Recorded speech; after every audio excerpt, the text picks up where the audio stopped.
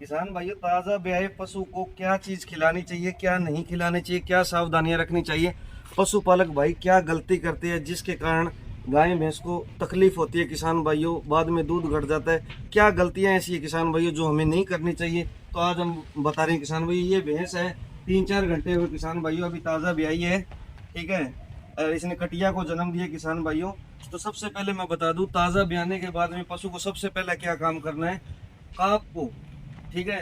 ताज़ा ब्याने के बाद में जितना जल्दी हो उसके आधे 1 घंटे के अंदर अंदर काफ को दूध पिलाना है किसान भाइयों। जिससे क्या होगा, काफ खीस पिएगा, दूध पिएगा तो उस इस ठीक है, तो काफ के अंदर इम्यूनिटी आएगी, क्योंकि दूध में विटामिन ए जो खीस होता है उसके अंदर विटामिन ए, प्रोटीन वगैरह बहुत ज़्यादा होता है, जिसके कारण गाय भैंस की जेर भी बहुत आसानी से गिरेगी। पशुपालक भाई सबसे बड़ी गलती यही करते हैं कि ये खीस नहीं पिलाते, ठीक है। वो सोचते हैं जेर गिर जाए तब उसके बाद में हम खीस पिलाएंगे। ये सबसे बड़ी गलती किसान भाई, ये नहीं करनी चाहिए। आपको जितना जल्दी हो उसके आधे घंटे के अंदर, ठीक है, पशु को जो खीस पिलाना चाहिए किसान भाइयों। और पूरा दूध कभी नहीं निकालना, ठीक है। दूध 3/4 हिस्सा दूध का थनों में रखना है किसान भाइयों, ताकि पशु को जो दूध की बुखार है, मिल्क फीवर वगैरह ना हो किसान भाइयों, ठीक है। और बच्चे को चाटना भी बहुत जरूरी है किसान भाइयों ब्याने के बाद में। अब इस भैंस ने बहुत अच्छा चाटा। इसको काटने से क्या होगा, जो काफ की जो सांस है वो बढ़िया बढ़ती है, और भैंस, ठीक है, भैंस की जेर गिरने में भी मदद होती है किसान भाइयों। और मैं एक देसी चीज़ बता दूं किसान भाइयों, अगर गाय भैंस की जेर ना गिरे तो हमें क्या करना है, ठीक है, हमें सरसों का तेल लेना है या देसी घी लेना है, कोई सा भी, ठीक है। अड़सी का तेल हो, नारियल का तेल, कोई सा तेल हो, ठीक है, देसी घी हो, उसके अंदर, ठीक है, इतनी की अजवाइन लेनी है, ठीक है। उसको हल्का गर्म करके इतने अजवाइन और इतना का नमक डाल के, उसमें मोटा नमक, उसकी, ठीक है, उसकी कमर पर, रीढ़ की हड्डी पर, ठीक है, इसकी पिंडलियों पर पूरी तरह खींच के मालिश करनी है। इससे क्या होगा, पशु में संवेदना आएगी और उसकी जहर गिरने में आसानी होगी, मदद होगी किसान भाइयों। और एक बात बता दूं किसान भाइयों, ब्याने के तुरंत बाद, ठीक है, हल्का कोसा पानी, मतलब कोसा पानी देना है इसको, ठंडा पानी नहीं देना। कोसा पानी के अंदर 2-3 ORS की पुड़िया, ठीक है, 2-3 ORS की पुड़िया में 2-3 ORS की पुड़िया किसान भाई हमने पिलाई है इसको। 3-4 ORS की पुड़िया कोसे पानी में मिला के पिला देंगे तो पशु में जो कमजोरी नहीं आएगी किसान भाइयों। और उसके बाद में किसान भाइयों, दाना नहीं देना है, ताज़ा ब्याए पशु को अनाज नहीं देना है किसान भाइयों, ठीक है। खली देनी है, ठीक है।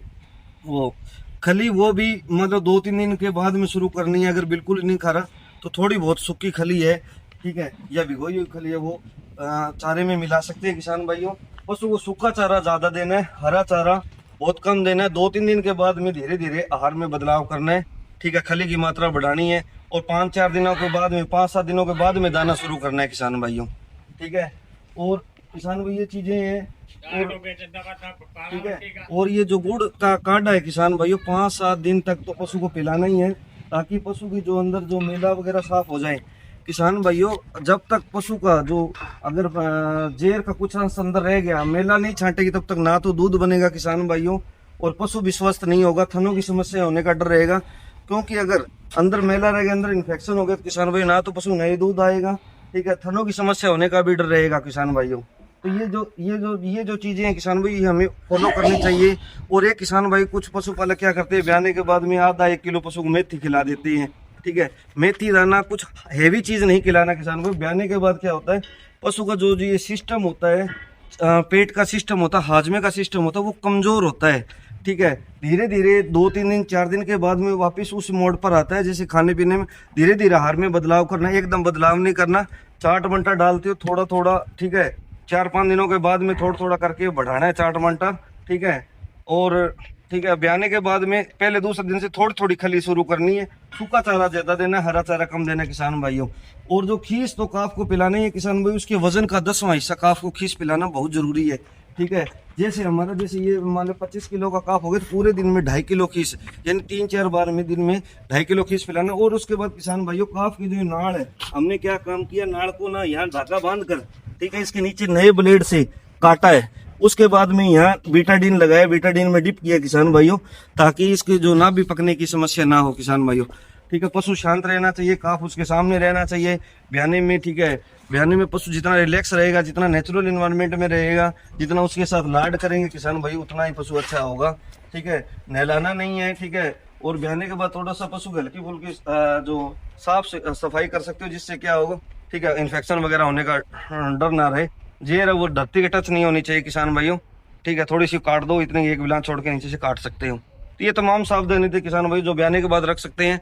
इनसे क्या होगा किसान भाई, पशु ना तो बीमार होगा, ठीक है, और ब्याने के बाद दूध भी बढ़ेगा। ये ठीक है, छोटी छोटी गलतियां हैं, इनके कारण पशु आगे बीमार रहता है, मिल्क फीवर, कीटोसिस वगैरह होता है किसान भाई।